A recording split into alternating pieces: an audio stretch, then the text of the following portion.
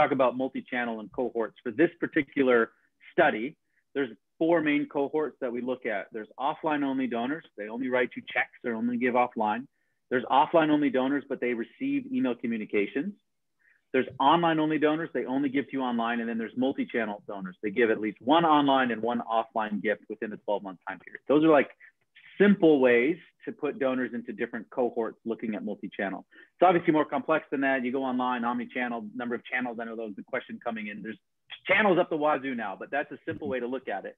And when we look at aggregate data across our clients, we found that multi-channel donors were worth 3 times more than any single channel, offline only or online only. And the most interesting thing when we do that cohort analysis is offline only donors who just receive email communications give 84% more than those offline donors that don't receive email. So the rationale for digital or the rationale Brady, for can we stop on that for a minute? Can you slow that down? Because I think what you said was just very interesting. You're gonna say a lot of interesting things, but can you like slow that down and repeat what you just said? Because I think even if anyone takes one thing away from this, what you just said is probably like one of the most important takeaways that we're going to say in the next 24 minutes. So I'm going to kick it back to you to kind of repeat what you just said. Right. So of those kind of 4 cohorts, the most interesting one that I think is if you can look at offline only donors. So they only give to you offline. They never give to you online. They'll never show up as an online donor. This won't be coded as online revenue. This will look at offline giving only. When we stitch that together with people that we know we have a valid email for, regardless of how engaged they are, we don't know if they're opening and clicking, but they don't give online. They just have the chance to get email, most likely get some emails. People who only give offline give 84% more when they just get emails than people who do not receive email. So if all you want to do is just boost offline giving, the #1 strategy is get their email and send them email. And you should increase offline only giving immediately, right? So that's what's really interesting. And then if you step back and just look at more of the comprehensive, how do donors engage? This is a very clear data point, is where they give isn't always how they get information or how they interact. So a lot of multi-channel assumptions are, well, if you give online, then you only want to receive online communications. That may be true, but don't equate those necessarily, because online and offline, phone, all these things work together. We as humans don't I only interact with people through written letters. No, you may write them a letter, you may get a postcard at Christmas, you may send them emails, you tag them on Facebook. We live in that world. So to a degree, even putting donors in these buckets is somewhat a little antiquated from where we came from. But the biggest thing is multi-channel is hugely important.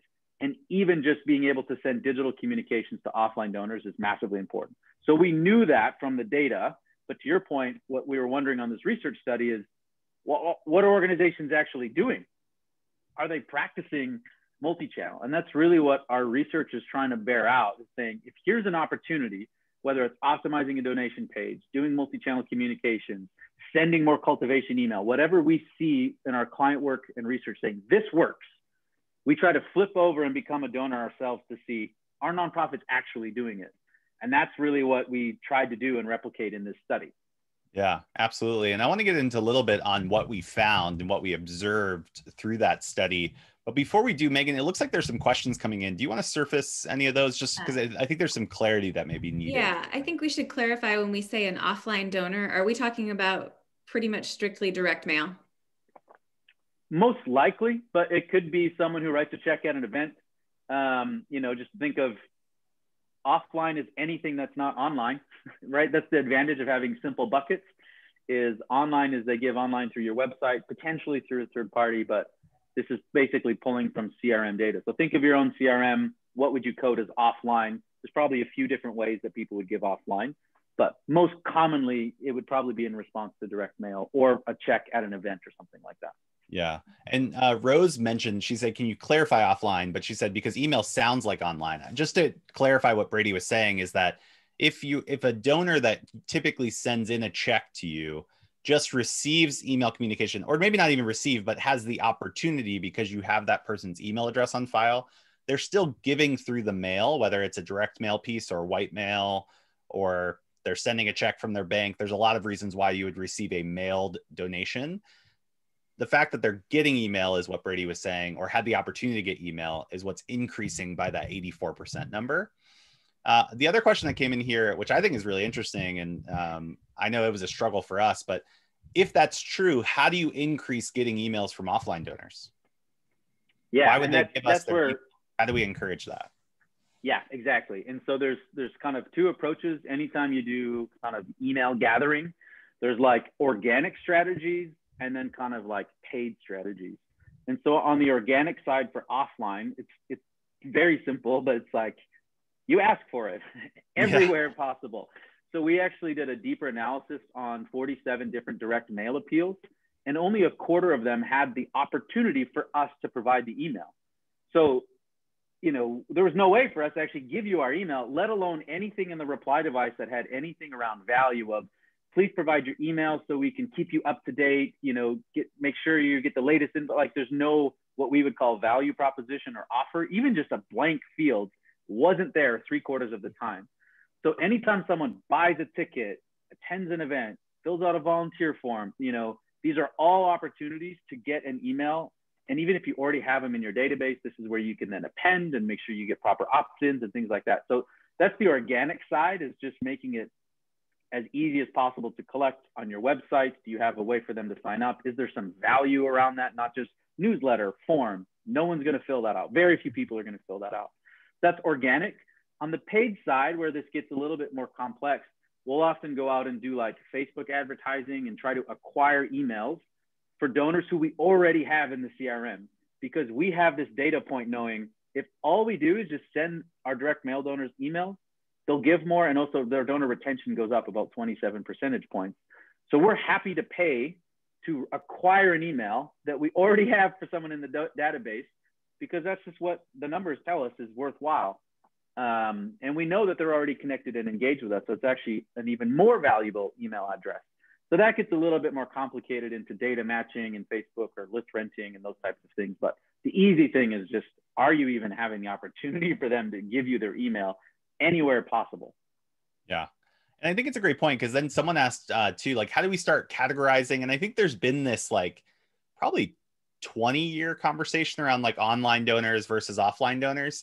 And I think even in our study, we reflected that. But as Miranda pointed out, like, how do we classify like stock givings, our IRA or DAF, online or offline? Like, it's almost like online and offline are actually like inadequate definitions. We should almost get rid of them.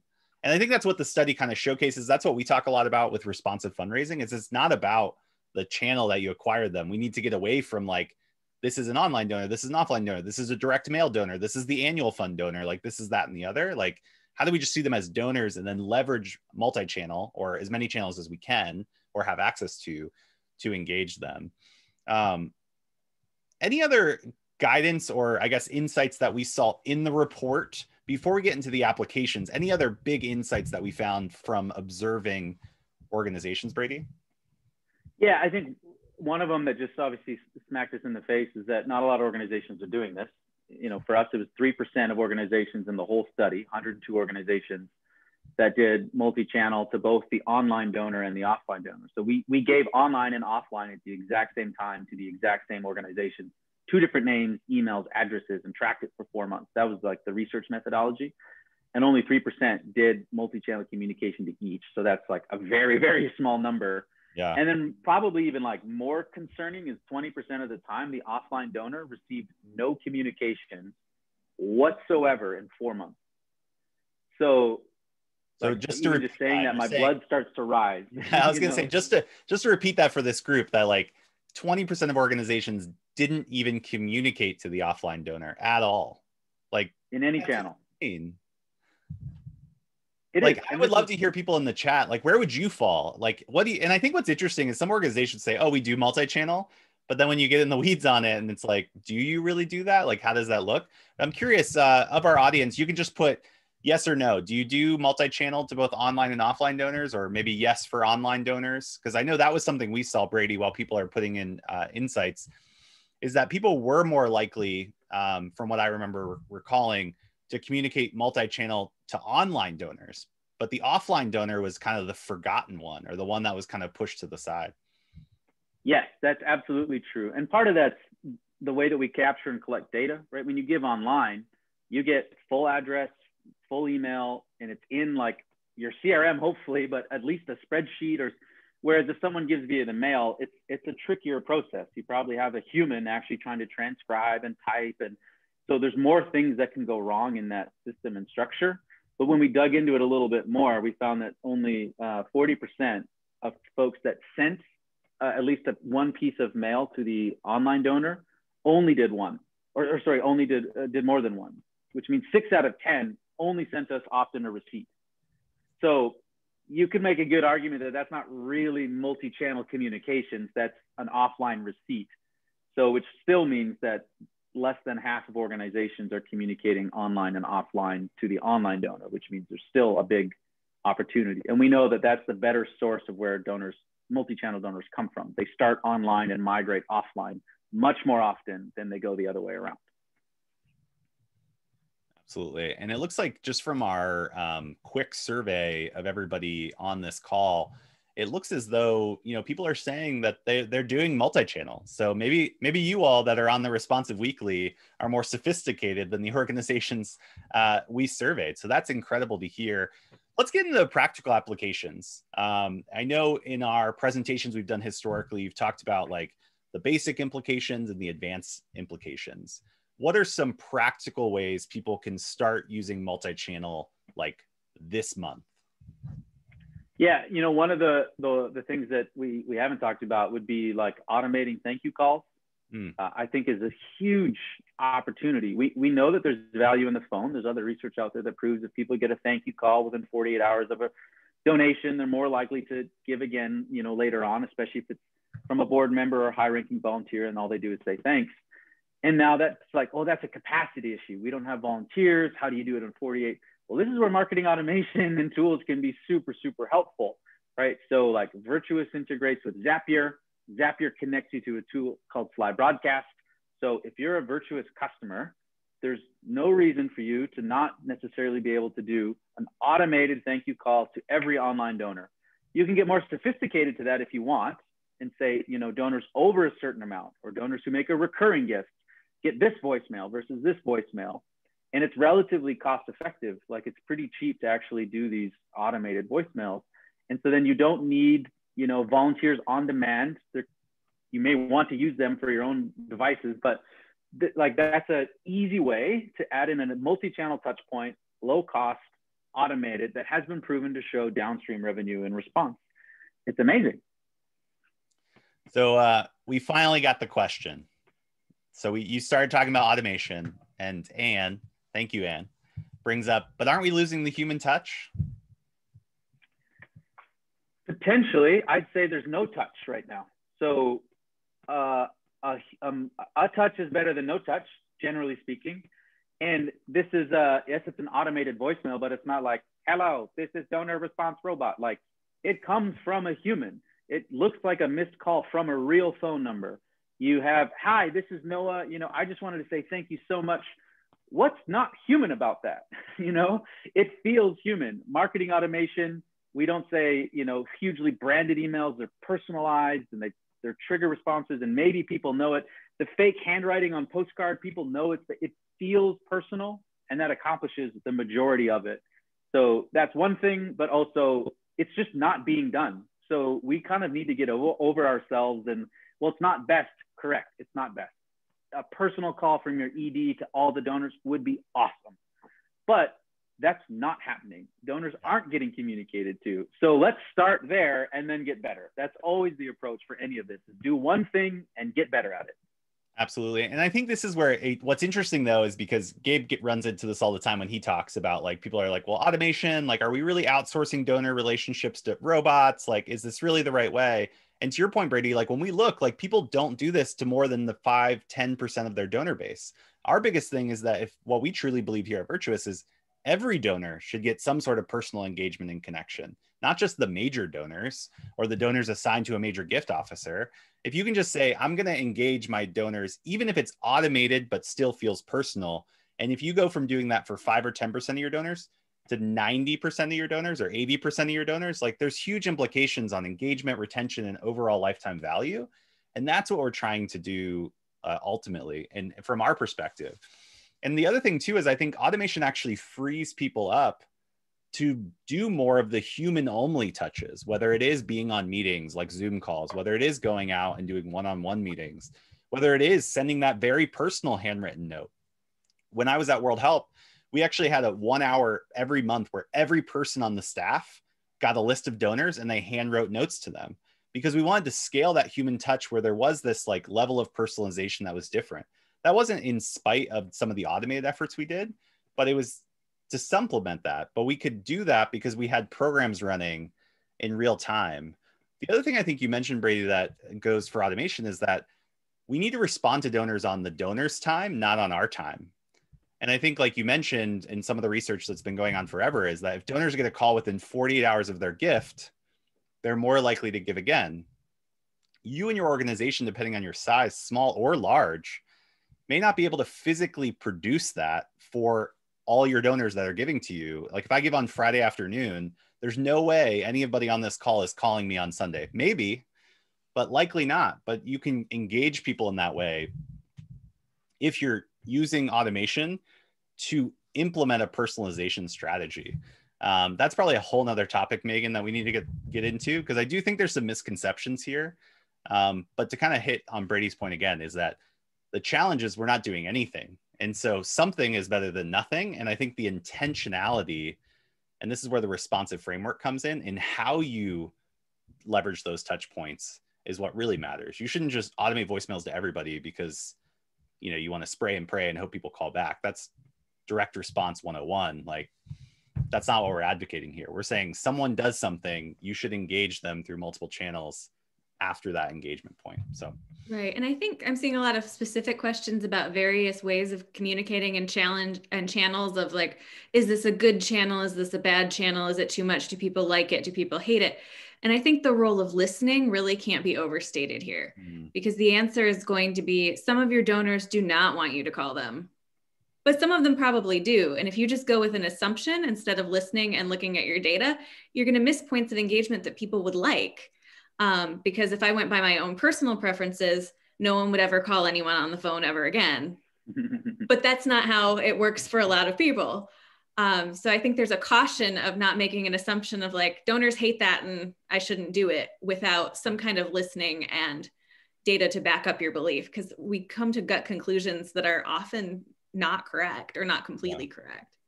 Absolutely. Yeah, that's actually a huge point. And even in the chat, I saw like, oh, phone calls are intrusive, or I don't like phone calls and things like that. And you say it a lot more gracefully, Megan. I often say, I don't care what you like or what you don't like. It's honestly irrelevant, especially what your board says they like and don't like. They have such a skewed view from their perspective of what your average donor does. It's honestly not relevant. So, which isn't to say you don't listen to board as a source of insight, or you don't listen to your donors and what they say. But the biggest thing is take yourself out of it, take your boards out of it, and focus on what donors are actually responding to. That's where listening, both like surveys and conversations and data, is massive. And that's honestly what sent us down this path, is we trust gut instinct, what I like, what board says. And that's why, for the most part, giving has not grown in 40 years. You know, this has to change. Yeah. So there is some pushback that when from the chat. So I just want to point that out against your comments, Brady, about, well, if the donor stops giving because you're annoying them, or when you send them a robocall, like that is relevant. And I think, again, the point, just to complement Brady's note, is that what is important is what the donor is telling you. And so you should let the donor decide, not necessarily what you think or do that. And that's something we talk a lot about with listening and all of that. I think the good point here is that a lot of decisions are made on these topics based on what the people in this conversation think and what our boards think. And I think that's something, again, it kind of goes back to like, should you send a personalized automated voicemail or nothing? You know, should you trust your gut and your board's gut versus your donors and letting them decide what they want to do? If donors are unsubscribing and leaving your organization in droves because they get these voice, then for sure stop doing them. That's based off data at that point. I'm saying don't not do it because you don't think you like it or your board doesn't like it. The other thing to keep in mind, sample size and edge cases. This happens all the time where you get feedback from 1 or 2. I didn't like that you left me this voicemail. I think you send too many emails. And then our reaction, which comes from a good place, is stop all emails, stop all, calls. And it's like, you called 150 donors and one person complained. That's not enough reason to stop this program, especially if you see other indications. So again, it's this idea of almost scarcity mentality. We have donors, we have emails, we cannot lose them. And so let's keep them and overreact to negatives, optimizing against unsubscribes, optimizing to not make people mad.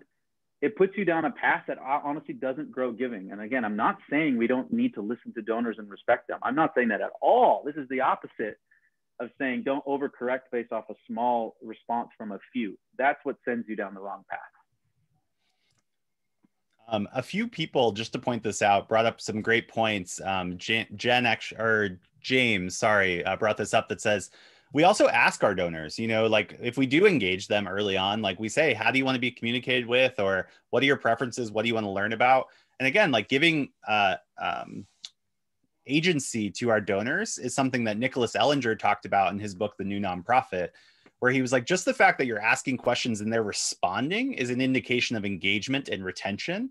So just being able to engage, ask the right questions, but be proactive. I think that the thing that I don't know if it was on last week's conversation or previously, is there's this question around quantity all the time. Like how much is too much? What is this? What is that? And the biggest thing I see is that it comes back to the quality. Brady, I know you're a huge advocate of this, but how relevant are we sending? And I think for us here at Virtuous, we think about timing a lot, and it's centered around the donor. So if a donor does something, you should respond to that in those moments and be able to connect in that way.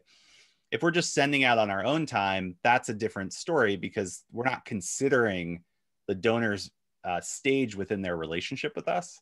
And so I think there's a ways that, if you apply the responsive methodology to this, you can actually engage more often than you probably think you should and be able to be more relevant and deepen that engagement with donors. This is stuff we're actually doing more research on. So Brady, I know we have a couple minutes, but I know we're working on an additional complement study around end of year. And so maybe you can give a quick maybe preview of what we're doing and what we're trying to learn there. Yeah, so we basically replicated this exact same study where we've stayed on these lists. We clicked emails to make sure we stayed active. And then we're going to look at the end of year communication specifically. So November 15th through December 31st. As a benchmark for folks, just like how many emails are people sending? How many direct mail appeals do they send out during this critical time period? But also to see how is multi-channel done at this time period, So we gave in the spring, and it was more of a look at like the onboarding side of things, like how do you welcome a new donor? Whereas now we're looking more in like a campaign environment where most organizations run a fundraising campaign end of year. So now we're going to look within a campaign environment, how are organizations using multi-channel? So it's a similar methodology, similar approach, but it's looking at a very specific time period and more like in campaigns, what do people do? Yeah. We're super curious to see what we learn in that. Again, we have hypothesis and we also have experiments that you all are running, but we also see with our clients here at Virtuous. And we see that these types of multi-channel engagement campaigns, especially when they're dynamic and using the responsive approaches, increases engagement, increases retention, and ultimately increases lifetime average giving for your donors. But we want to go out to the market and say, what are people actually doing? Because I think we spend a lot of time in these calls, good-hearted people, we have these discussions, we have these debates, and then we go back into our work. And I was in the chair and like, I wanted to do good things, but I got distracted and I got back on the like grind of, okay, well, we need to do the spring campaign. We need to do this. We need to do that. And if anything you take away from this is, hey, let's think about how we can leverage multi-channel within the donor timeframe. Brady, you already brought it up around if you're sending direct mail, how can you make sure you're emailing those supporters? If you're doing a new donor welcome series, how can you have multi-channel engagement? Or if they give online, you don't have their address, ask for their address and give them a value proposition. There's a lot of value here. If you want to learn more about the study, Megan, do you want to kind of highlight that and then we'll close out for today? Sure. I just dropped it in the chat, multichannelnonprofit.com. You can get the whole study and look through the experiments and see what was done and what we found. And that's a great place to get started. I believe NextAfter, and correct me if I'm wrong, Brady, also did a webinar breaking this down that I can send in the recap. That might sure. be it. Yeah. Yeah, we That'd be did great. like a summary webinar for sure. Yeah, we did that recently, a couple weeks ago, actually. So that would be great. Well, thanks everybody for joining. We're at time. I wish we had more time to get into this debate. I will say thank you so much for those that push back. This isn't supposed to be a place where you come and you just listen to the experts and we're the voices of truth and you have to believe what we believe. This is a place for dialogue and discussion and debate. And so I'm so grateful for those that pointed out and said, hey, I disagree with you. That's what this is about. And so please continue to do that. I'm so grateful for those that kind of took that initiative. And that's the type of environment we want to create every Thursday. And so we'll see you next week. Thanks, Brady. Thanks, Megan. Thanks, everyone. Everybody. Have a great week. Thanks, everybody.